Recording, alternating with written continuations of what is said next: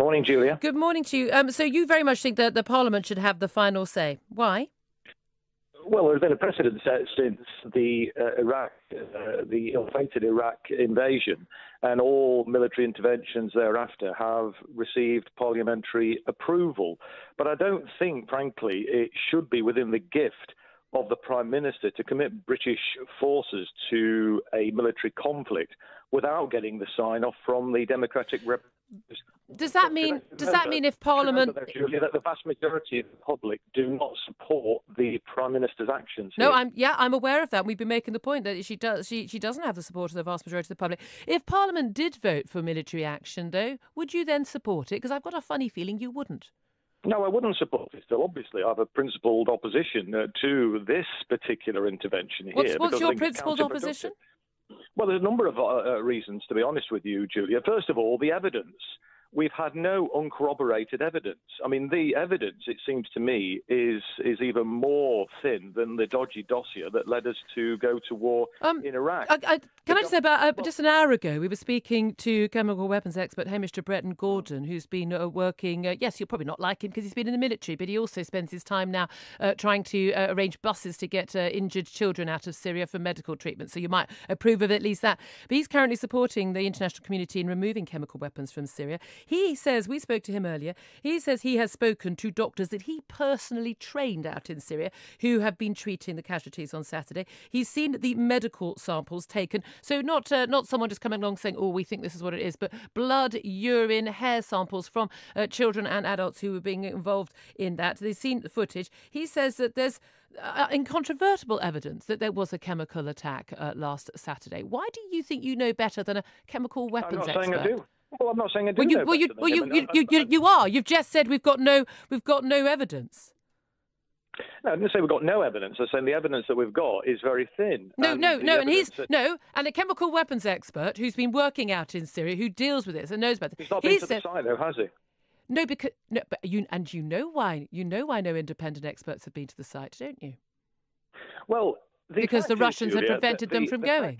The fact is, Julia, that the evidence that led the Prime Minister to take the action that she did related to social media posts and hearsay. No, Chris Williamson, I've just explained to you, I've just told you that's not the case. The evidence has been good enough for France, America, Britain, their intelligence authorities and their governments, the Canadian government, for the head of NATO and for every other member of the United Nations Security Council apart from Russia. All the same individuals, countries who supported the ill-fated invasion of Iraq, which was a total disaster. So first of all, I think I don't understand what that point is. I don't understand why you think that means that you know better than these people about the evidence. I'm not saying I do know better. All I'm saying is that we need evidence which is fit for purpose. So that's one of my concerns anyway. The other concern is the legality of it. I don't believe the government had the authorization under international law. There was no UN resolution. The country was not under immediate threat. And to take this action, the Prime Minister did without even going to I think is beyond the pale. Apologies, Chris. We've got a little bit of a problem with your line. But it's wondering, you say that there's no authority under international law. But once again, you know why international law, there can't be United Nations deal on this, because in the last year alone, the United Nations has seen a veto by Russia used as a permanent member of the Security Council on any action on this front. So are you basically saying, and as was suggested by many MPs, including Labour MPs on your own side yesterday, that the Prime Minister's decisions on foreign policy and military intervention and indeed the British Parliament should be decided based on what the Kremlin thinks? No, that's a ludicrous proposition. No, that's exactly what you mean. If you're saying there's no authorization for this under international law because the UN doesn't support it, you know that the UN doesn't support it because there's a veto by one of the permanent members of the Security Council, Russia. So are you saying that Britain can only act in a military intervention in a foreign war if the Kremlin agrees? In which case, are you handing a veto to the Kremlin for all British foreign policy for the future? Well, I believe in the United Nations, and I think it's important. It's a yes or a no, Chris. Are you going to let me speak, Julia? Or are you just I'd like you to answer the question I asked you. Well, let me answer it in my own way, Julia, unless you want to answer my question. Answer the questions that you are putting forward, which you seem to be doing a good job of doing at the moment. The point is, I believe in the United and it's easy to just simply dismiss it and say, well, Russia's got a veto. But the fact is, no UN resolution exists, and Britain was not under any imminent threat. And the proposition that it was some sort of humanitarian mission that the military forces were deployed for is utterly preposterous. I mean, the hypocrisy is just dripping from the mouths of these parliamentarians who are suggesting that. Let me play you.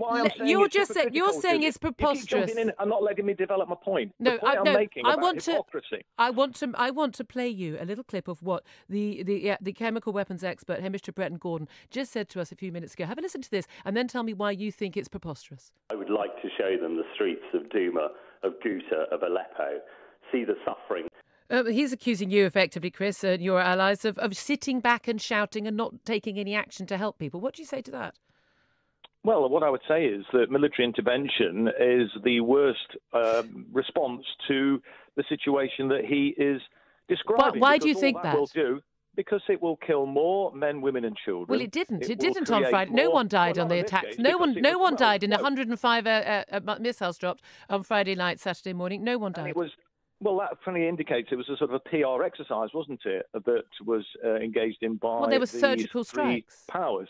Well, surgical strikes. I mean, they were talking about taking out the chemical weapons facilities. It seems to me a rather curious way to deal with chemical weapons facilities by bombing them. One would have thought that would actually have made the situation and the site. No, Chris, I think that would just betray that you don't understand how these chemical weapons work.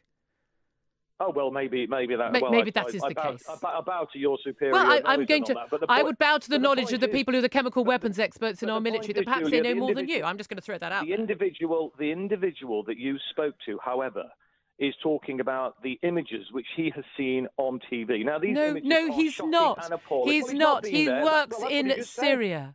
But that's what he just said, though. And the fact is that this civil war is absolutely appalling. The suffering is immeasurable. It's generated, as we know, thousands upon thousands of refugees. The suffering is unimaginable. So what should we do about it? I mean, we can all wring our hands, can't we? But what should we do about it? Well, military intervention is not going to.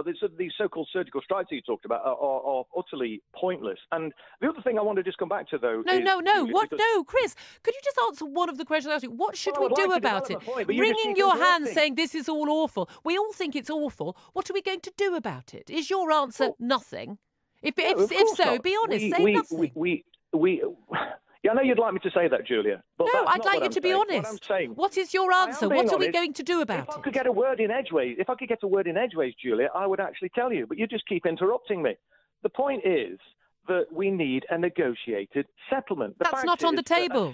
That's not an option. Assad won't come to the table. Russia won't come to the table. Russia has vetoed all attempts at this. So when Russia vetoes that, and it's not, there's no point you and Jeremy Corbyn keeping on saying this is what we need. It's not going to happen. Oh, great. So we just prolong the war then. We have more military interventions from the West, creating more death and misery. It's a ludicrous proposition. The fact is that this war has been going on for far too long, and the hypocrisy, if you could just let me get to that point, that drips from the mouths of these Conservative MPs, including the Prime Minister, is quite breathtaking, because they refer to this so-called surgical strikes as a humanitarian mission. Now, if they were genuinely interested in a humanitarian response, we might have taken a few more refugees. We might not have actually worked to scale back the efforts that were being made by the European Union to rescue these poor, hapless refugees in the Mediterranean. Wouldn't it have been better if they didn't have to leave their homes in the first place? If this government was serious, they wouldn't have vetoed the EU embargo on arms sales to Syria in 2012. They wouldn't have given export licenses to sell dual-use chemicals to Syria in 2012. They would stop inviting the Russian state to UK arms trades fair in Britain. It seems to me they're more interested in turning a quick profit by selling arms to the likes of Russia and other nations. You realise, of course, that the British government doesn't get the money for Arabia. Well, yeah, look, we've all got issues on Saudi Arabia, but at the end of the day, Chris, when I've asked you what will you actually do about the situation in Syria, your answer is, well, we'll deal with them once they've all left their country. I would rather that men, women and children in Syria didn't have to flee their country.